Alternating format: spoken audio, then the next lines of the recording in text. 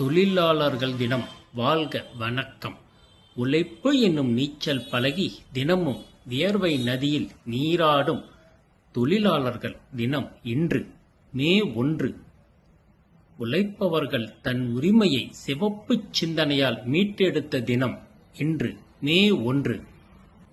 கருவிகளோடு கைகோர்த்து உழைத்ததால் கை ரேகைகளை பறிகொடுத்த பாட்டாளியின் பாடுகளுக்கு வெளிப்பிடித்த புரட்சி, கொடிப்பிடித்த வெற்றி கண்ட நாள் மே 1 பாட்டாளிகளின் தினம்.